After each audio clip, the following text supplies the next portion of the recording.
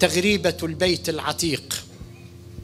وأهدي هذا النص إلى مراتع الطفولة والصبا، أهديه إلى ذلك البيت العتيق البسيط الذي تركناه في لحظة مخصوصة من الزمن، تركناه لعزلته وحيدا يقاوم في صمت على التلة والهضاب والأودية، لكنه رغم سنوات الغياب الطويلة ما زال البيت مورقا ويسكن بشغاف القلب، وقد صار هذا القلب النحيل بيتا له ومزارا.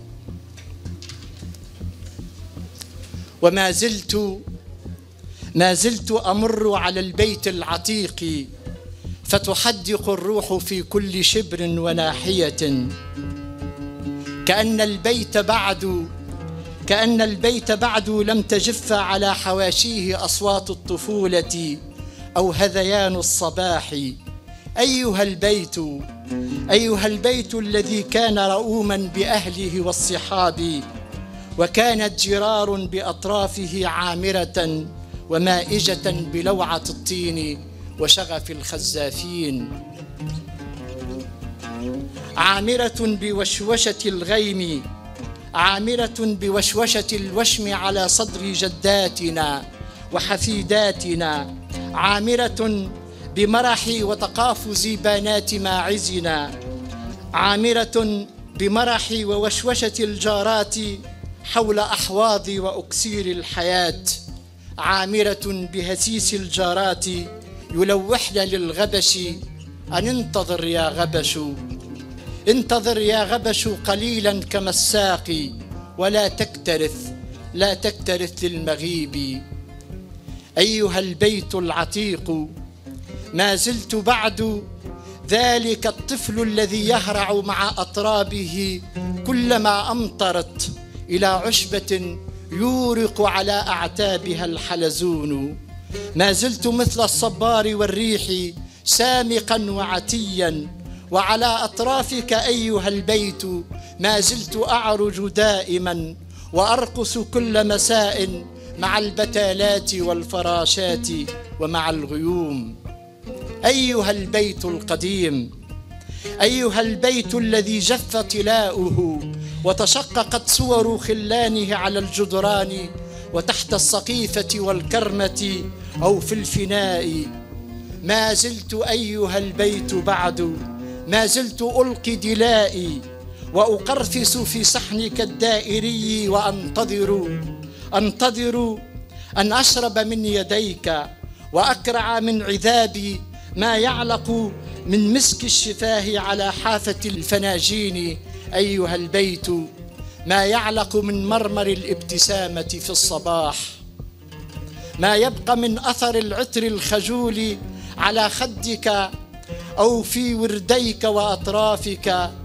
أيها البيت العتيق، أيها البيت الذي مرت عليه السنون ومرت أصوات الرعاة يعودون من المرج الهوينا ويمشون كالسراب منكسين مع الأيائل والقبرات. أيها البيت العتيق، لقد مر حفيف الخيول ونجمة الصبح والمريدون والصبايا الفاتنات العاشقات والعاشقون مروا جميعا، كأنك كنت هنا أيها البيت، كأنك كنت هنا وما زلت واقفا وشامخا كالنخيل رغم الشقوق والتجاعيد. ما زلت أيها البيت تنتظر أن يعود ساكنوك وأهلك من الغيم، يؤوبون من الغابة والحقول، يهشون على بغالهم ونعاجهم وينثرون من حول أبوابك وأسوارك عطر الحياة القديم ونورها. ما زلت هنا أيها البيت، ما زلت تنتظر أهلك يعودون من الغيم، يحيطونك برداء وثير من المعنى ويتراشقون من حولك بالكلمات. عجبي أيها البيت العتيق، كيف مرت القطارات جميعها وعاد كل الناس من الحرب. عجبي أيها البيت العتيق، كيف تكدس الليل على أعتابك، ذاك الليل البهيج بأكمله.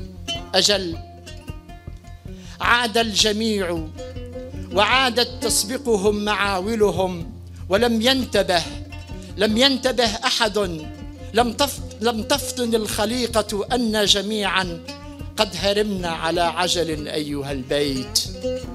عجبي أيها البيت العتيق، لم يعد نفر واحد يرقب أهلتنا وهي تسقط صلعاء وعارية في لجة الماء الوضيء، وتترك مرابطها متى جاء الصباح. ذاك الصباح القديم المعنى، ذاك المضيء الذي كانوا كثيرا ينتظرون.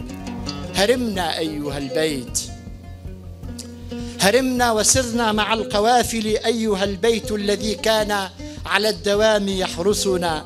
وها نحن الآن مثل المرابين، نخرج مع الفجر من مشيمة وسديم قرانا.